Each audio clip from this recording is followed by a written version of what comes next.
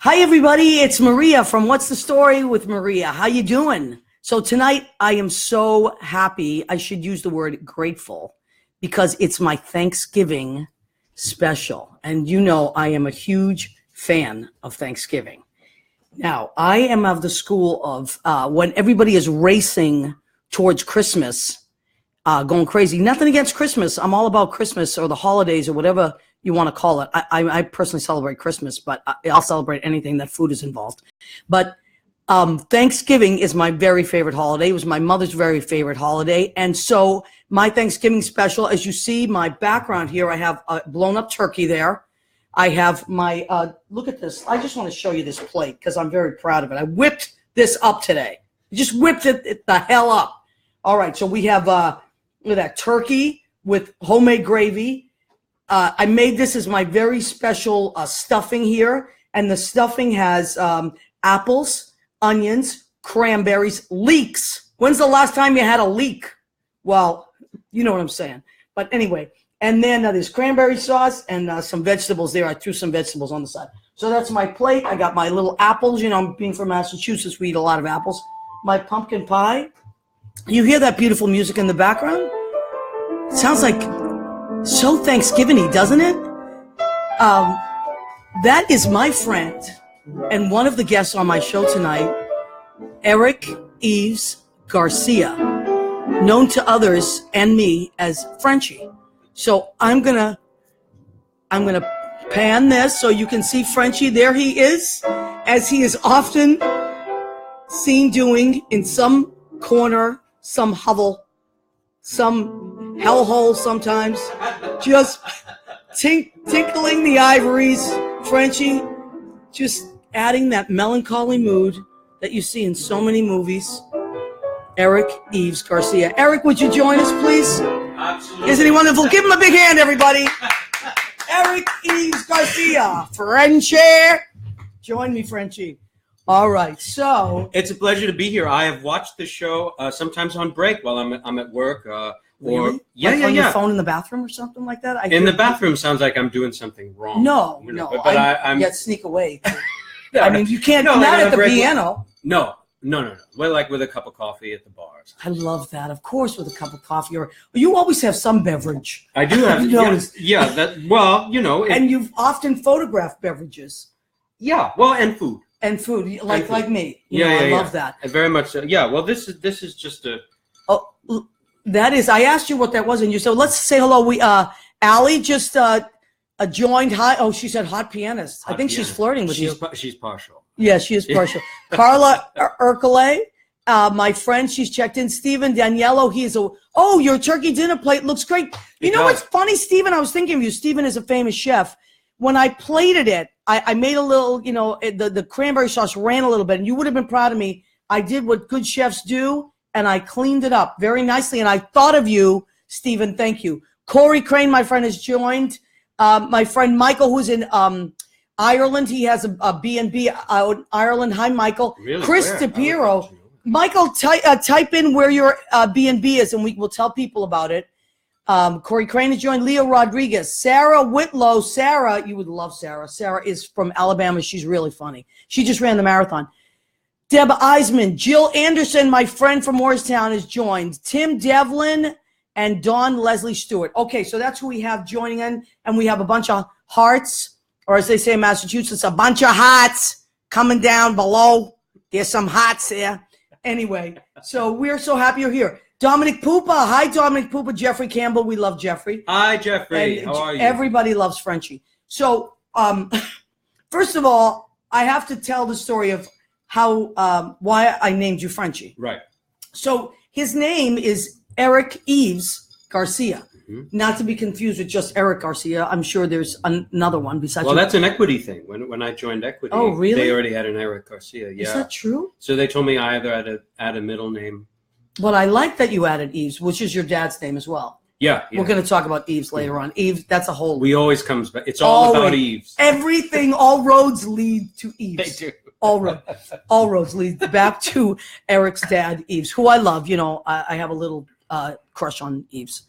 At your sister's wedding, though, he almost killed me. We were dancing, and he almost threw me across the room. I don't know what that move was. What the hell was he drinking?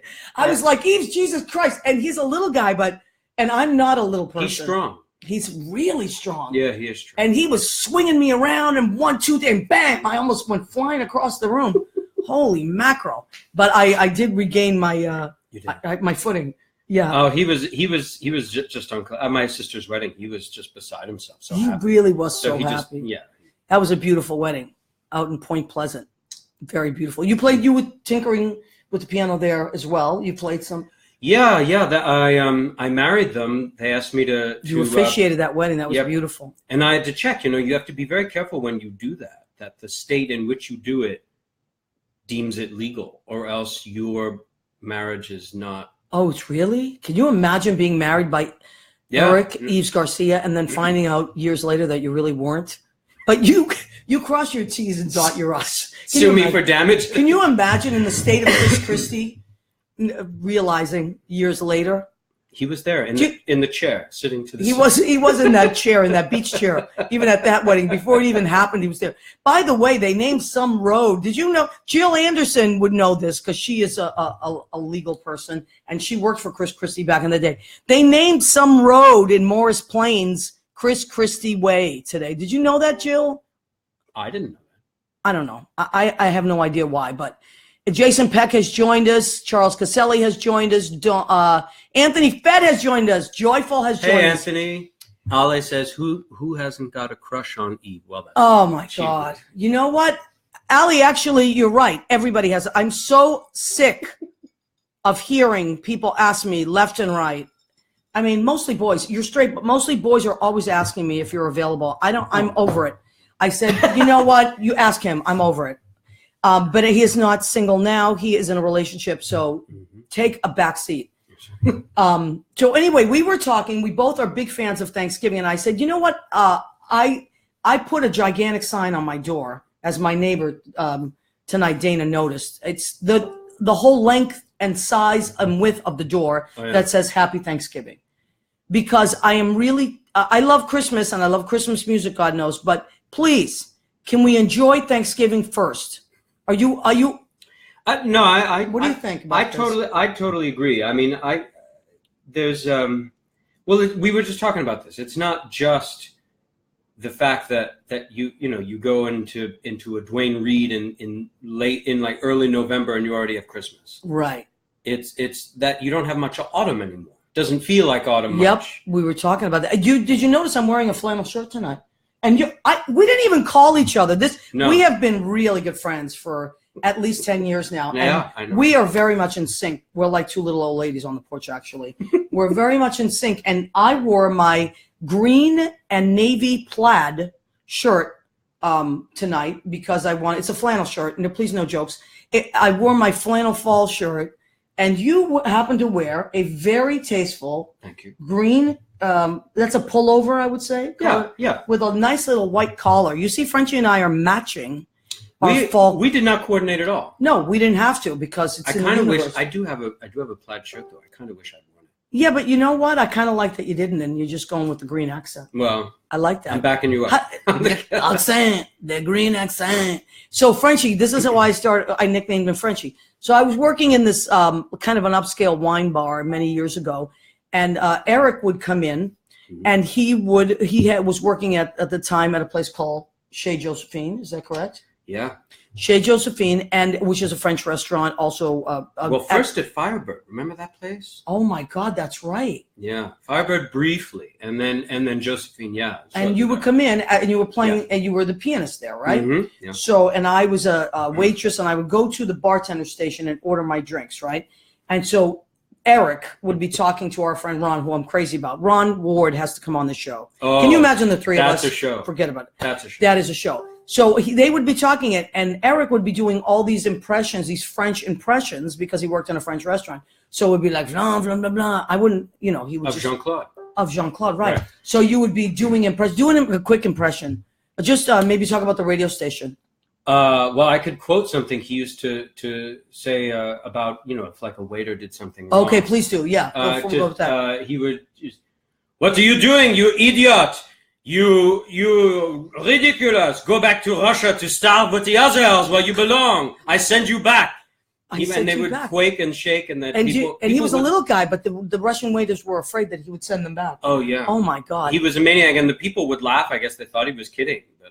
Right. So he would tell Ron I know. Oh my God. So he would. One time I went in there and he said to me "enchanté," which I thought was just lovely, which means enchanted, right? He could be. He wasn't going to. He was very charming. To deport you. No, I don't think I can be deported at this point. You could have taken him since I was born here, but I mean, he could try. He could try to deport me. But anyway, so he was doing these impressions, trying to make Ron laugh, and Ron would be like howling. But Ron was the bartender, so I was trying to get his attention. And finally, I was like, Ron, and Eric was going on. And so I didn't know his name. So I was like, hey, Frenchie, can I have my bartender back? So someone's calling in. You know who it is? Who? It's Gregory Patterson. I've heard of him. Oh my God. Gregory, can you hear us? Hi, you guys. Hey! Oh my God. Okay, so, oh my God, this is really exciting. So let me tell you what's happening here. Originally, I had Gregory Patterson, who is our very good friend, and he's both our friends, and we love him to death. He is a hairdresser, and he travels extensively. He was the correct me if I'm wrong, Gregory, you were the stylist on Project Runway for season 14 and 15, right? That is correct. Okay. The last 2 seasons. Yeah. The last 2 seasons. That's huge. Yes, it is huge. But Gregory is one of these wonderful, humble, great guys that just, you don't even know he's famous. He's just a nice person. Right. But he's our friend. So it's true, Gregory. Well, I hope you, and my heart is breaking that I'm not sitting right next to you two, specifically closer to Eric. I know. I know. I told him that. See, I wasn't lying. Now, let me just tell you.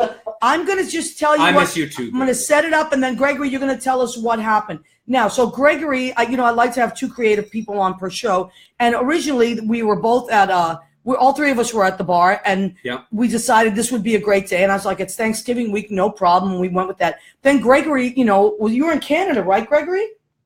Yeah, I was coming back from. I have shows on the shopping channel. Yeah. Shows on the shopping. What do you show on the shopping channel if people want to watch? So I represent. It's like QVC and HSN, but it's up in Canada. So I go up there and I hot blow dryers and curling irons and flat irons and all that good stuff. And what's the name of the product? Can you say it? Yes, FHI brand, FHI Heat. Okay, FHI Heat. So Gregory does the shopping network up in Canada for that. And so you were up there, and these are some of the things that you do. You have to do your job, right? So right. Then this morning you Facebooked me, and what had happened? Well, so I had to go to Tampa yesterday for meetings for my HSN shows that are coming up next week. Okay. And I had a stop in Charlotte, and I was like, oh my God, with all the holiday travel, I'm like, happy holidays! Like, today is crazy at the airport. Yeah. Oh, yeah. It wasn't working. I was late to my flight. Long story short, I was sitting in the airport, and I was supposed to be back tonight to be on your show and fly to Myrtle Beach anyway tomorrow. So I'm like, I'm staying. This is it. Yeah. All right. Yeah, well, I want to thank you for making the effort anyway, and we're definitely going to have you on another show. But stay on. Don't go anywhere, because I do want people to see how beautiful you are. He's very easy on the eyes as well, and in a different way than you, Frenchie. In a different way than you. I would put you in different categories. You're kind of like I would put you in a butterscotch candy category, a delicious butterscotch swirl.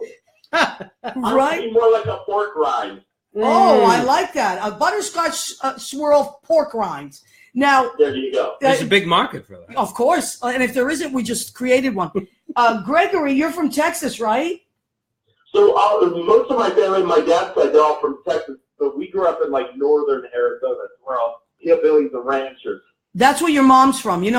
Gregory has the hottest mom on the planet Earth. I've never met her mom. Oh, my God. My mom loves you. She loves you. I love your mother. Your mother is totally hot.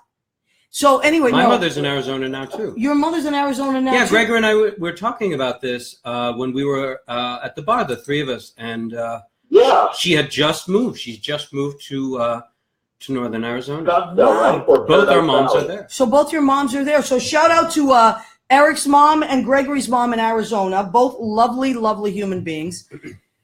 So Gregory, you were doing that and you couldn't get back. Now, what I want to talk about is that this is a typical thing that would happen on Thanksgiving.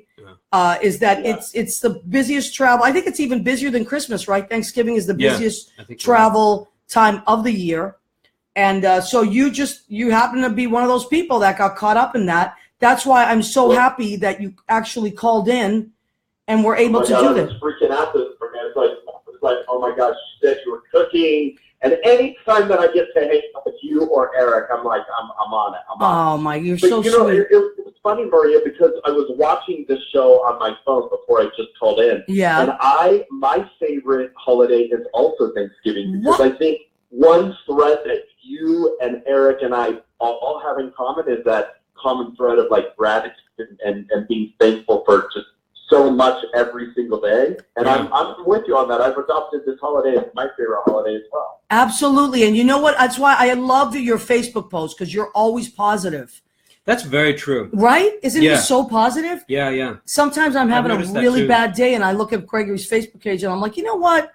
Get over yourself, Maria. Snap the hell out of it. Gregory Patterson is jumping through the air in his cowboy boots. Or what I've noticed, being grateful, you jump through the air. What I've noticed too with his posts is that every now and then, and I spend too much time on Facebook as it is, but every now and then I'll notice that he'll touch on something that maybe Gregory. I don't know why I'm talking about him like he's not here. Well, he is here, but Gregory, I'm there. I'm here. You are here. You are here. You're like he's Charlie on Charlie's Angels. Yes, he is like Charlie on Charlie's Angels. So I like that. But you'll touch on something that is vexing or frustrates you or Frenchie uses big words like vexing. Frenchie is a wordsmith. Wouldn't you say, Gregory? I'm thesaurusing right now his words.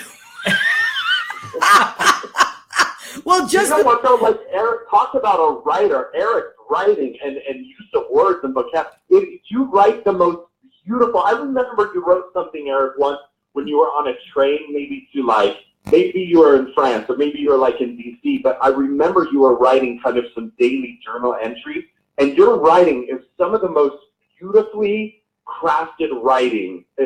You're impressive. You're brilliant. You're smart. I agree. And you're easy on the eyes.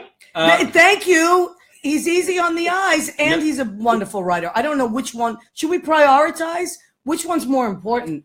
I don't know. I guess the easy on the eyes. Which one pays better? That's what I was going to say. Get you in the door. The mind will always supersede the physical appearance. Well, no. Thank you for that, Gregory. I really like sharing things. You know what's funny too is and maybe this touches into what you were talking about with some of the show business thing of being traveling on the road, of being, things change. It's always kind of fluid, your plans. And I do share things like that about my life. And it gives me so much pleasure when people really, really seem to enjoy it. And I never had this experience before. Somebody came to me after a show that I did this summer in the Berkshires, and she came up to me and she goes, "I liked your show." And I said, "Oh, thank you very much." And she said, I follow you on Instagram, and I think my favorite posts are about your niece. Oh my God! Niece. Have you ever seen his niece?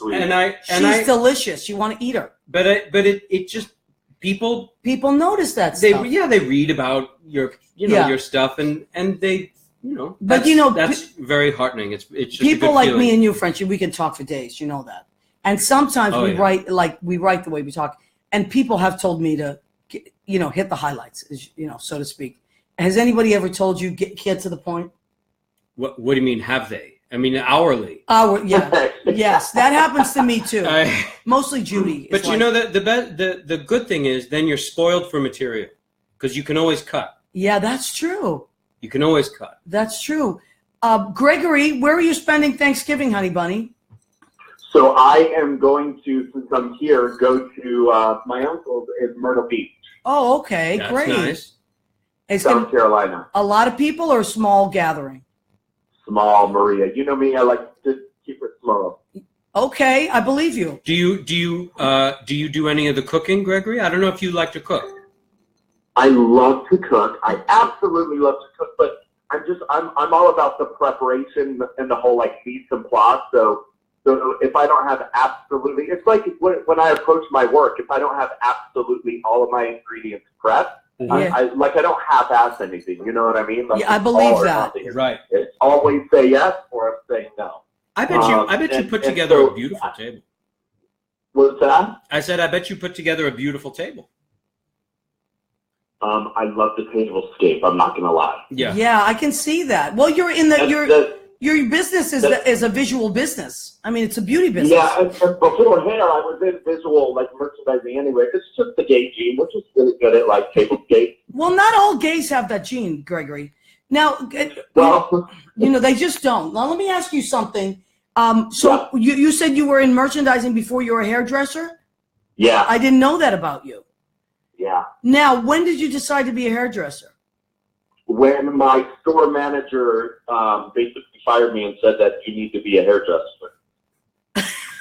Get the hell out and don't come back until you're a hairdresser. What? She's like, we travel all the time. Every time you eat lunch, you're sitting outside of these hair salons. You're always commenting on people's hair colors and mine, the shape, it's too short, it's too long. Why don't you just go to hair school and you could figure it out for them? And I was like, challenge accepted. Boy, she read you the riot act there. One of my greatest mentors in this life. Wow. Do you want to say her name? Tierna McAndrew and Tasha Miller. Okay. Well, thank you, ladies, for kicking his ass a little bit, so to speak. Can I ask you a question? Was this something that you had always dreamt of doing, but you were kind of hesitant to make the jump? Like, was this kind of them nudging you out of the nest, or like how did? Eric, you know what's funny? You know what's funny is I didn't even think that I could. I never dreamed of doing hair. It wasn't even a thought in my mind, and I didn't even know that I was capable until the first day of hair school. Wow. Yep. And then once I felt those scissors literally like crunch through the hair, it was a soul shift. I was like, okay, I'm going to master this craft. Wow. Yeah. Isn't that something? I guess, you never know. Something is, it's, you don't even know it's a calling until you do it sometimes, Yeah, it's opportunity. It's saying yes to those opportunities. You know what I mean? It's absolutely. Like you may show up for one job and you perform your best and you do your job, but then within that experience, so many other magical moments happen. That's and if you're really present true. And you're aware and you're in tune and you're checked into where you are, those moments won't pass you by. You'll capture all those magic moments and they shift your life. They shift your direction. It's really that's great advice, Gregory. It really is. That was my experience at least twice. Doing what I do, I always kind of felt like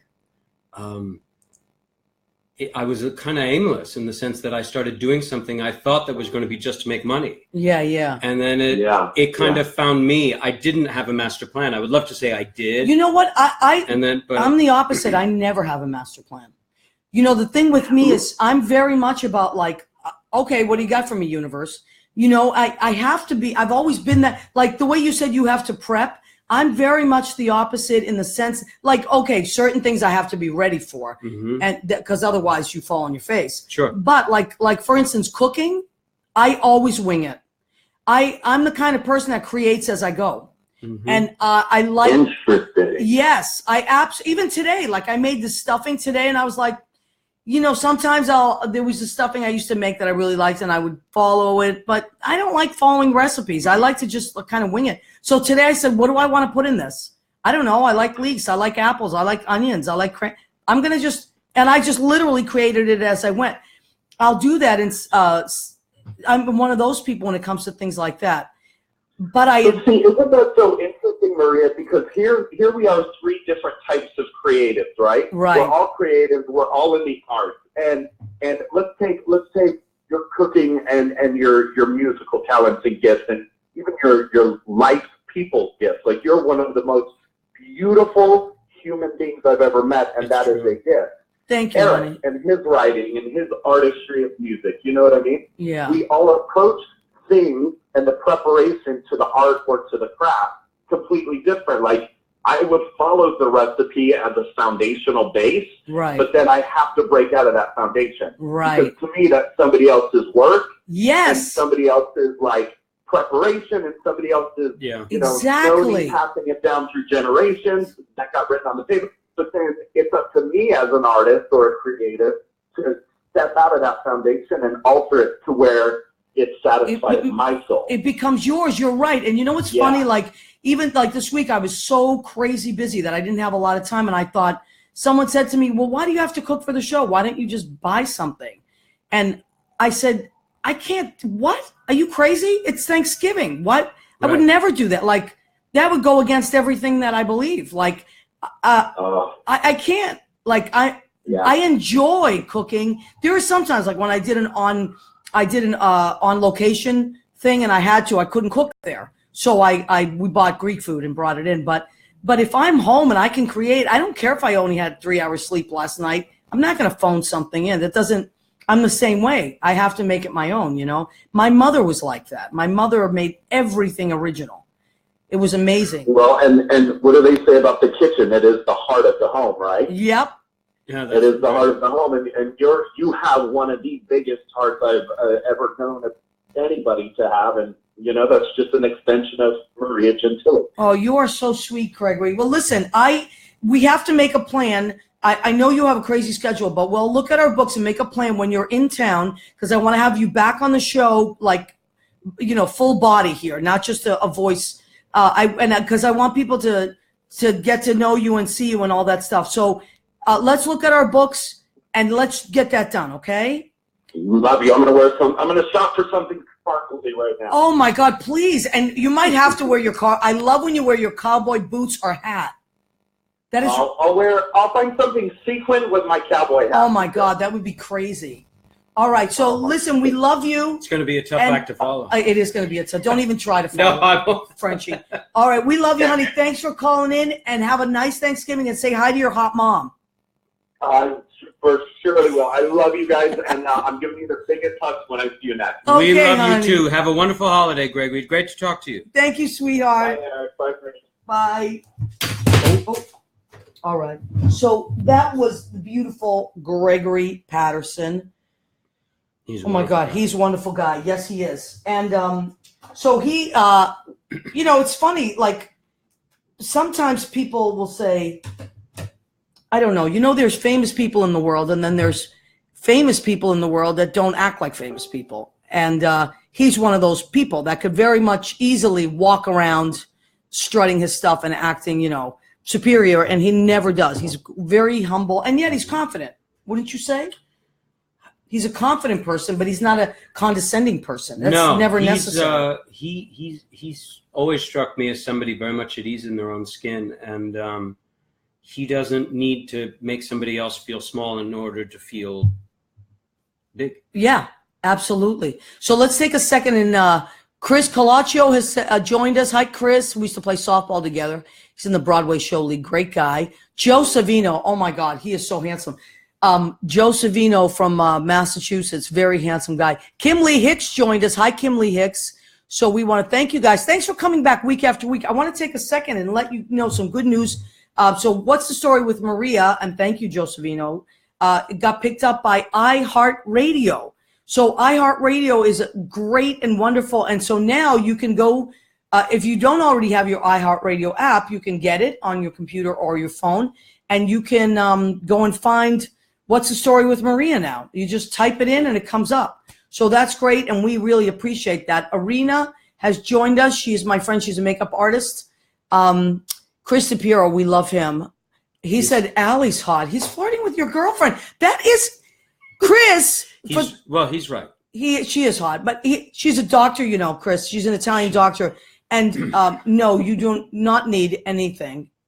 He's going to be going there and asking her for things.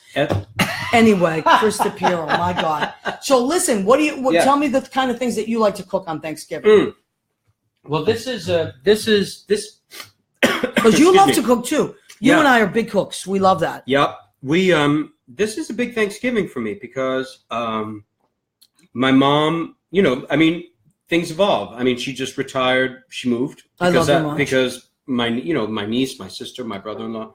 And so this is the first Thanksgiving I've got where I'm principally responsible for the meal.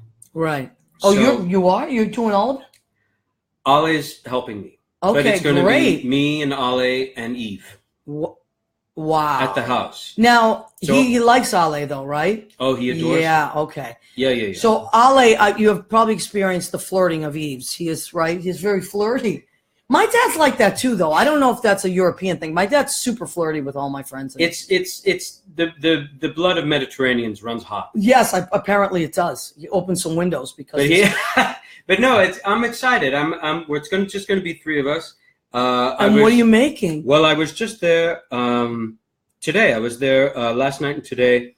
You already started cooking? Yeah, I did. I did a little prep. See, that's how you do it. So that's how you really do Thanksgiving. We got a really nice start on Tuesday. Farm raised, never frozen turkey. This turkey has never been frozen. No, it's hard to find one. Dun, dun, dun, dun, dun, dun, dun, dun, dun, dun. It's about 9 pounds, not too big. I'm brining it. I've never brined before. Oh my God! So it's brown brown I don't sugar. think I've brined either. I have brining ingredients, but I've never brined. It's my first. I'm trying it. Oh, you got to let me know how it goes. I made a turkey tonight. Brown sugar, kosher salt, brown sugar, allspice delicious. berries, whole peppercorns, bay leaf. This is serious. Yeah, and it's in the fridge. It's cooling as we speak. It's not free. It's never been frozen though. No, but it's in the fridge, so it's cold. So when I get back from work tomorrow night at about 2:00 in the morning, and what will you be doing for work tomorrow night? Oh, I'm at Josephine. Chez Josephine is you got to go if you're in New York. It's on 42nd Street between what and what? 9th and 10th. 9th and 10th. It's my favorite French restaurant, and the food is amazing. And then Yves Garcia is at the piano in the back of the room, and it's playing beautifully. And I normally would be there tonight. And you took off to do this? I took off to do your show. What? Yeah. Oh, look at Rizzo. Rizzo has joined us. Let's pick her up. So Rizzo is wearing her fall Thanksgiving outfit. She is wearing her Patriots jersey, as you see. It's there's Rizzo. Now every once in a while, well, she loves Eric, but she will join us on the show. And last week she talked. You know, she likes to talk as well. So Richard Kowick has joined us. Richard, we got to have coffee and talk about you coming on the show. I know I've said that, but I mean it.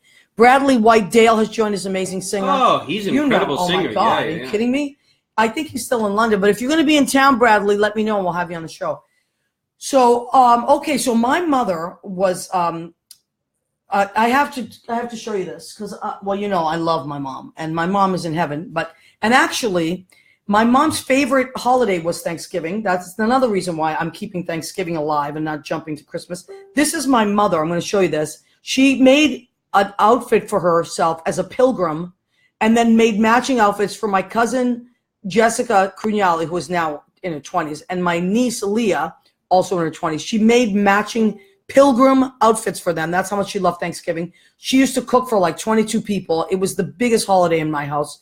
And ironically and actually quite beautifully, my mom passed away on Thanksgiving of 2009. So I feel like sometimes people choose the day that they will go. She was sick for the last few years, and I feel like she chose that day.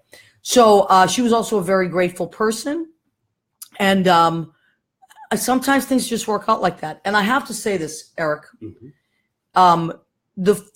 I cooked that day, and I had a lot of people over, like 10 people over, and I got this phone call, you know, that dreaded phone call. And I didn't know what to do. I had guests, so I excused myself, and I went outside, and I brought my phone outside, and the first phone call that I made was you. Yep. And I had to tell somebody, how do you say that? You have to say it out loud. And that was the phone call that I made. And this was my friend that I made it to, so that we will always be bonded for that. He's my buddy. We could talk for hours. Oh my God. We used to talk for days. I remember. Yeah. Right? Oh my God. Like into almost till dawn at first. Yeah. We used to talk at the restaurant that I worked at, that he would come in. We would talk and talk and talk. Then I would say, wait for me, and we'll go out afterwards. And we would go to the diner. We go to the Galaxy Diner. The Galaxy Diner on 9th Avenue, and we would get whatever the hell. Usually I would get a lot of food. You would get like a salad. And I would get like pancakes, a cheeseburger. Usually like a Greek salad with chicken or something. Yeah, chicken. Okay, throw in some protein. But you always ate healthy. I did not. But we would talk for hours. Oh my God, yeah. And then we would both go home. And then I would call you or you would call me, and we would keep talking. It was crazy. We just talked and talked and talked. Well, you know, do you want to tell the story of the way we kind of became friends? Do you want to tell it? You tell it. No, you tell it. It's funnier. All right. So he was. We don't have to. No, I love this story. So he was sitting at the bar talking to Ron Ward again, and he was pontificating, as Frenchie often does. He pontificates. And he was talking about some girl that he had some date with, and it didn't work out. And, you know, and he was going about it. He was just going around in circles about this girl. And I said, for the love of God, Frenchie, this girl does not want to talk with you. Just throw her against the wall and kiss her. That's what she wants. She doesn't want you to just pontificate. They had been on like several dates, and he felt like there was no chemistry because he was just talking her to death. So I said, Jesus, kiss her, for Christ's sake. And the girl next to me was sitting there, who was this really hot girl, remember? She was beautiful. She said, wow, will you be my boyfriend? So she actually was trying to me. Yeah, to me, because I said, you know, after 3 dates, he was wondering why this girl wasn't, you know, making a pass at him. I was like, because you're supposed to. Right. Not that it's not okay for a girl to make a pass at a guy. By all means, go for it. But anyway, so that's how we became friends, and I called him Frenchie. And then instead of getting mad at me, you walked over and you introduced yourself and told me your real name. Right. And then we actually, I don't know, it was like we hit it off after that. We did. And I was your Cyrano on several dates. That's right. Sometimes you would text me. I would text you in a pinch, and I would say, oh, where should I take this girl? Or is there a good sushi place within a 2-block radius of this place? And you always had the answer. I always had the answer. Listen, I try to just have the answer. You still do. I still do, you know, because I'm just dying. I still ask you. I'm always dying for someone to ask me. Anyway, ask me. I always say to Judy, ask me anything, because I'm prepared. And if I don't know the answer, I will find the answer. Is there anybody checking in that you want to say hi to? Well, let's see. Let's look. Rizzo is wearing her Patriots jersey. She looks adorable. Penny James. Hi, guys. I want to be on the show with Gregory. Hey, Richard. Hey. Richard Skipper is there. How you doing, Richard? Good to see you. That's a good idea, Penny. Bill Goffey joined. Bill Goffey. He's an amazing cook. Maria Filiomeni. My God, I love her. She is out in Morristown. Hi, my beautiful friend. Happy Thanksgiving to you. I'm blessed to have you as a friend. And I feel the same way about you. She has the nicest family. And I think we're from the same part of Italy. Is your family from Avellino, Maria? I believe they are. They look like we could all be related. Caesar Ricci has joined us. Caesar. I haven't seen him since this summer. Oh, my God. Amazing designer, clothing designer. He makes the most beautiful stuff. Caesar, we have to have you on. Let's work something out. His designs are stunning. So he has the best Halloween costumes of all time. And he often makes them for Bill as well. Bill and Maurice. He makes costumes for everybody. And they're not just like regular costumes. They're stunning. Who's Donald is? Hello, Donald. Hi, Donald Wisman. How are you? All right. So let me see how much. I always like to check our time. Oh, my God. Time is flying. This time is flown. Oh, my God. Now, my friend Eddie Coutu was going to try to call in. Let me see if I can get a hold of him. He is my friend from high school. He lives in Eddie lives in Old Westfield, Connecticut, and he is a hairdresser. It's like I'm surrounded by hairdressers. Beauty, beauty, beauty. That's your father did that. My dad's a hairdresser. My sister, 8 of my cousins. Are you kidding? My friend Penny James, Gregory, beauty all around. Now, I did not have that calling. I was not. I worked in the hair salons for my dad, but it wasn't my passion. But oh my God, I think that's Eddie. Yes, it is. Eddie, is that you? This is me, Maria. Oh, my God. This is my friend from high school who I love, Eddie Coutu. Hey, Eddie. Nice to meet you. Happy Thanksgiving. Says Eddie. And Eddie, I wanted you to call in today. We did Facebook earlier, but I wanted you to call in because I wanted to, I'm going to have to come through Connecticut and see you. And you have a shop there. Tell us about your hair salon out in Connecticut. Tell us where it is and how we can find you. We're in Wethersfield, Connecticut. It's Old Wethersfield, the first village settled in Connecticut. We're just outside of Hartford. And we just celebrated our 30th anniversary. So 30 years? For a long time. Wow. And it's called Blades, right? That's correct. Blades Salon. Okay. Now, a reason that I wanted you to call in, let me just put Rizzo down here. The reason I wanted you to call in, Eddie, is because I also want to go back to like what Thanksgiving meant to me as a teenager too. It was like always special because in high school, you and I were those kind of kids that were very active in high school. We were involved in everything, right? We were in shows, and you were a big marching band guy, right? Oh gosh, yeah. Yeah. So remember, I mean, no, those marching bands were amazing, and I think I even went with you to some competition or something. A bunch of us did. I think so. Yeah. Yeah, maybe me, your sister, and maybe Gene Simpson, Michael Bredner. A bunch of us went and followed you because you guys used to do all these great competitions. Right? Yeah, he was a big marching band guy. What did you play? What instrument did you play, Eddie? I played the baritone. Wow. Okay. And he always had these really cool outfits and stuff. And to me, like, it's true. Thanksgiving, we would go, what we would do in high school, I don't know if you did this, French, but we would go to our high school game on Thanksgiving morning. Yeah. And we would sit in the bleachers. And with us, it was Stoneham. That was the high school I went to. Stoneham always played Reading. Remember that? Yes. And then the marching band would march. It was a big to-do. You know, the only other time I played any instrument other than piano was briefly I played trumpet. Oh, really? I didn't know that about you. I was in the marching band, and then I dropped out. But I remember once it became fall and once it got close to Thanksgiving. It was cold, right? It was cold. You were in, the itchy uniform. You went to different games. You played. You marched. You had the formations. There was a whole culture to it. It was a whole scene. It was a whole thing, and actually, it was pretty great. I'm glad I did it. Yeah, and Eddie, you stayed in it for a while, didn't you? Even after high school, weren't you involved in some degree? I did. I marched in drum and bugle corps, and I was in one of the top 12 drum corps in the country. Yeah, so I was in the country for a couple of years, and it was a great experience. I loved it. But I wanted to share with you a funny Thanksgiving memory, Maria, that you probably don't know about. Oh, probably don't remember because I was probably still drinking back then. But go ahead, Eddie. Go ahead. Tell me. Well, we used to go to your house in Stoneham, the Eve, Thanksgiving Eve, and your father taught me how to roast chestnuts. Is that true? I have done for Thanksgiving many years since then. What a great What's a great memory. I'm going to tell him he's going to love this. I'm going to have to show him this episode. My dad will love that. He showed you how to roast chestnuts? He did. That was the first time I had ever had them, and I love them. Wow. And he taught me how to do that. Isn't that something? And he's a hairdresser, too. You know that, right?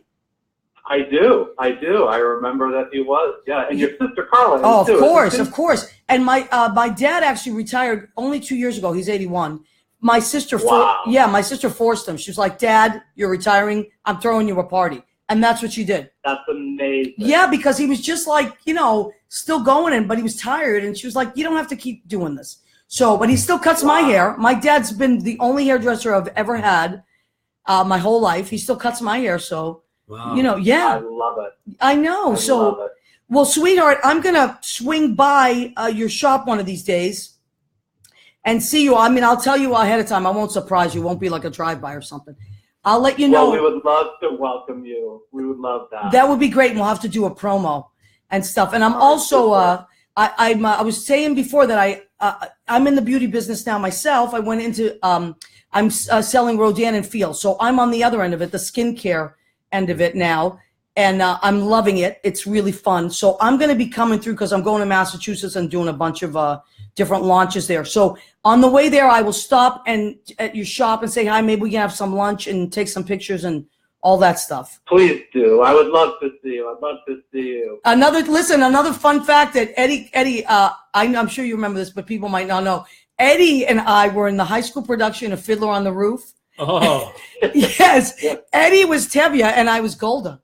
Really? That's right. My wife. I was your wife, Eddie.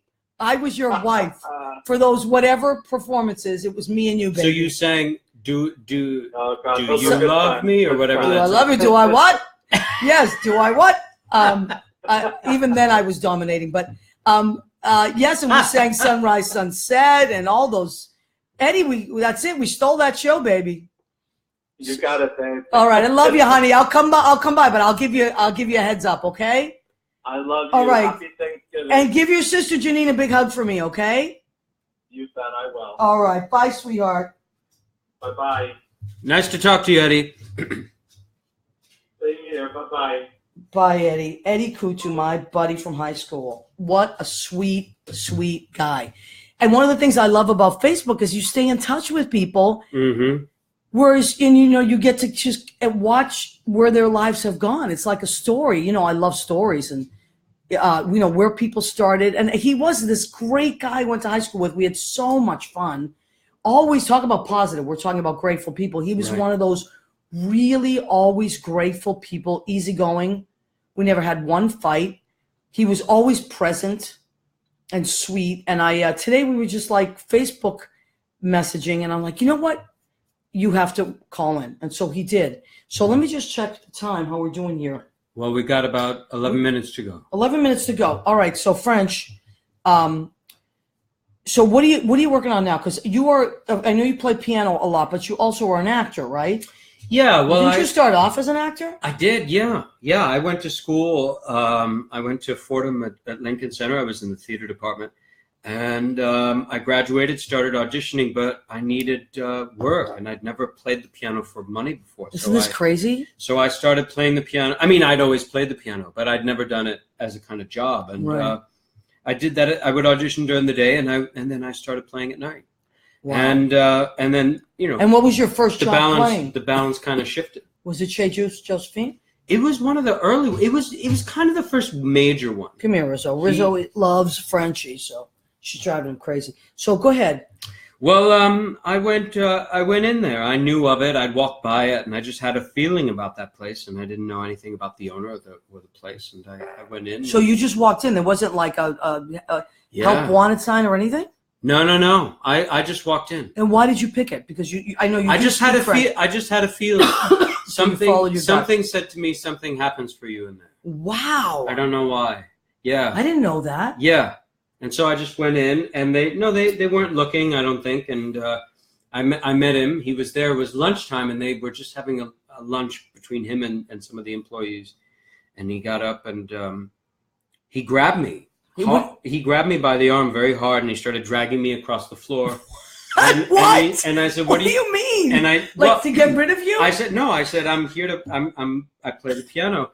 And he just got up. And he grabbed my arm, and he was kind of deceptively strong, and he started pulling me like across. your dad. Yeah, just like Yves. That's a great way to put it. Deceptively strong. You wouldn't think. No. And then so he's pulling me across the room, and I said, because it was kind of odd to be just grabbed and dragged somewhere. So as opposed to drop and roll, right? Grabbed and dragged. So I said, "What are you doing?" And he says, "You want me to bring the piano to you?" Oh my God. And so I said, "Well, no." And so we went over and I sat down, and he sat on the bench next to me. Yeah. And I took out some music, and he made me very nervous. Of course. If I had been dragged and dropped, rolled, dragged, and whatever. True. And I started playing, and he grabbed the music, and he chucked it across the room. He just threw the music. And he turned to me, and he so dramatic. And right? he literally threw it, and it almost hit some glasses, and it was. And I thought he was. There was nobody else there. It was closed. Just you so two. It was just, in this place, this darkened place. And so he said, he goes, "It's ridiculous. You need the music like a child who needs the help to walk. You should be ashamed of yourself. It is ridiculous." And then he said, he says, "There are hundreds, thousands like you who are sleeping under bridges, who are starving by the river, who are drug addicts. Oh my God. And what do they have better than you? Nothing." Oh my God. He goes, "You must have something the others do not." He goes, "You must walk across the tightrope without a net. And the audience wants to see you kill yourself. And when you get to the other side and you do not kill yourself, then the next morning they make you a great star." No. And that's what he said. That's it. That's verbatim. And I thought, I'm going to die. And now, how did you think you would die? Maybe dragged? Well, I don't know. Dragged across I don't know. But you made it across the tightrope. I'm gonna get chained to a radiator in the basement or something. Oh my God! No, he goes, "You will call me in 2 weeks, and you will have memorized many, many songs." No, that's what he said. But did you? No. But he hired you. He scared anyway. the hell out of me. Of course. No, then he called me. He called you, and he said, "Okay, darling, I need you, you must come." And I said, "Well, I didn't memorize lots of songs, I didn't do that." And he goes, "It's just fine, darling, you must come. So I went, and I brought a lot of music, and then he didn't let me use it for 6 hours. What? That is torturous. He didn't care. And wow. Yeah, and that's how an initiation. That's how I started playing gigs in New York City. Wow. Well, you know what? It's a great story, and it worked. And look at you now. Now, listen, we're going to run out of time here, so I want you to. That was a long story. I'm sorry. No, I love that story. Are you kidding me? But I want to get all these stories in. So you play all the cabaret conventions, do you not? Yeah. I have for the last about 4 years or so. Let me just stop you for a second. He got great reviews in the New York Times several times. He has had several one-man shows. Mm-hmm. You have a CD. You're a great actor. You've been in several movies.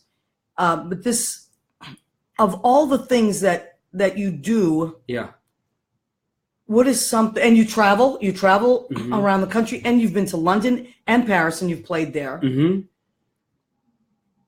Of all the things you do, which one do you still feel like you have a lot to learn?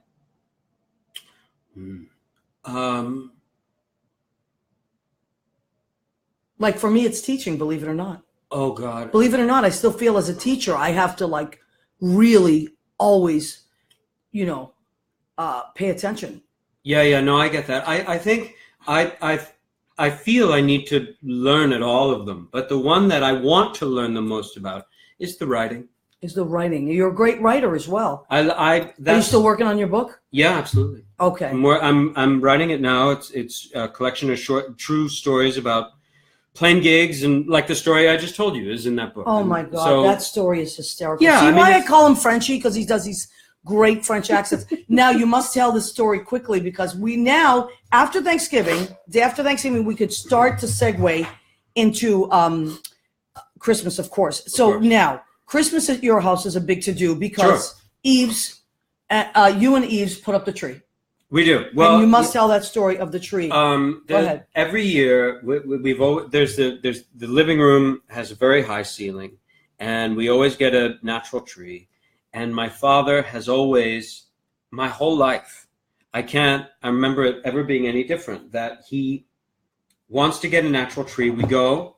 He refuses to go until everybody is there. He won't get it alone. And then we get the tree. It's about a 10 to 12 foot tree. So it's massive.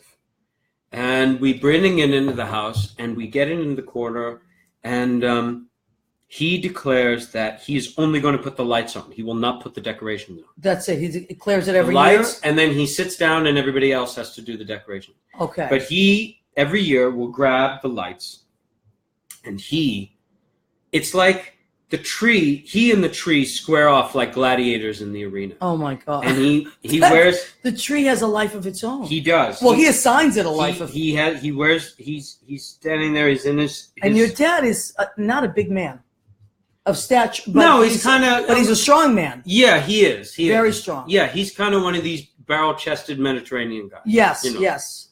And very handsome, I might add. Very... He has his admirers. Oh, listen, I believe it. Very good-looking man. So he grabs the lights, fistfuls of lights, and then he squares off with the tree, and he starts talking to the tree. No. Like it's his mortal enemy, like it came back from the year before. What does he say? Like, give me an example. He says, "I fix you ass. You mother, and you am the tree? Oh yeah. And he grabs fistfuls of like in fists of big strands of lights all around his hands, and he punches the lights into the tree. And what do you mean? He goes like it's just the lower half of his body is extending from the tree, and he just punches the lights into the different sections of the tree, and he gets cut up and he's bleeding. Oh my God! The glasses are like this, and the sweater that gets snagged on the really branches. is like boxing with God. There was a and fight he backs away and boxing he with says, the tree. You think I will not? And he like almost like bodily dives back into the tree. Oh, does the tree ever punch him back? 1 year the tree fell on him. No. Well, it's a 12-foot tree. So the tree was like, you know what? Back the hell up, shorty. 1 year the tree won.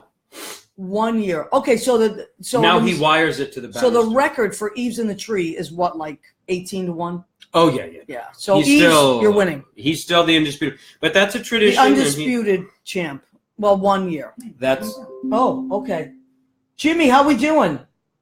I think that's Jimmy trying to tell us that we are 20 seconds. 20 seconds. Okay, so thank you, everybody. Come back next week. We're gonna have Judy Jerome and her wonderful friends. They have a special series that they're working on, that they're filming and writing. And come back, we'll tell you about it. My guest, Yves, Eric Yves Garcia, I love you. You're one of my best friends. I love you. And Gregory Patterson, we love you. And thank you, Eddie Coutu. Happy Thanksgiving, everybody. Happy Thanksgiving, everybody. Have Make a wonderful gratitude list. Yes.